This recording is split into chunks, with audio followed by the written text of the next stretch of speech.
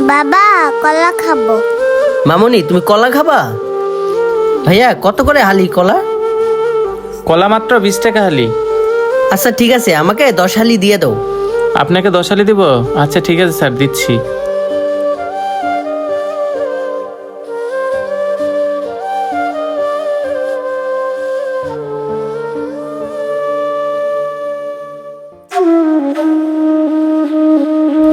এই নেন স্যার আপনার কলা। এই তোমার কত টাকা হয়েছে কলার দাম? স্যার 200 টাকা।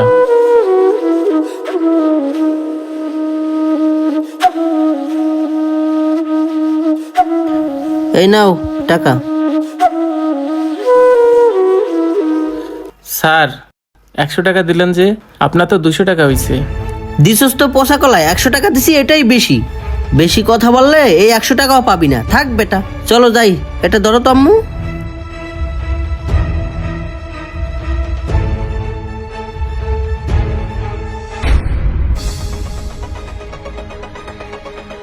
এই বেটা কি কলা দিছস? সবগুলোই তো পচা। দে 100 টাকা ফেরত দে।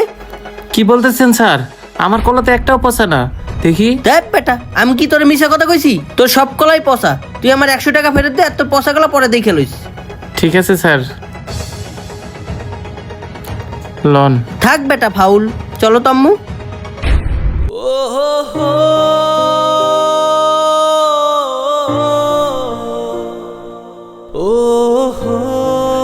টাকা।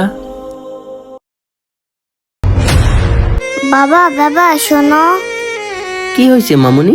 বাবা দেখো ওই মেয়েটা স্কুলে ভর্তি হওয়ার জন্য কান্না করতেছে। তুমি আমার আজকে স্কুলে ভর্তি করায় দাও বাবা। আমার সব বান্ধবীরা স্কুলে ভর্তি হয়েছে, আমিও পড়তে চাই। মারে, কলা বিক্রি করে যে সামান্য কয়টা টাকা পাই, সেই টাকাতে তো আমাদের বাজারই চলে না। তোরে কিভাবে স্কুলে ভর্তি করাবো? মারে, তোকে আমি পরের বছর স্কুলে ভর্তি করাই দেবো। না না বাবা, আমি আজকে স্কুলে ভর্তি হব, পরের বছরে না। লক্ষ্মী মাটা আমার, এইভাবে বলিস না।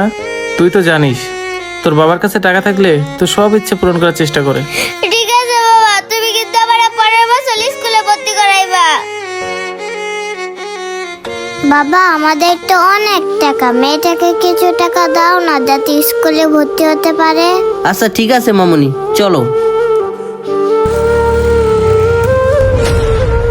মারে দেখ কতগুলো টাকা, এখন আমি তোকে স্কুলে ভর্তি করাতে পারবো। সত্যি বলতেছো বাবা, তুমি আমার স্কুলে ভর্তি করাই দিবা? হ্যাঁ রে মা, সত্যি বলতেছি, আমি তোকে স্কুলে ভর্তি করাই দেবো।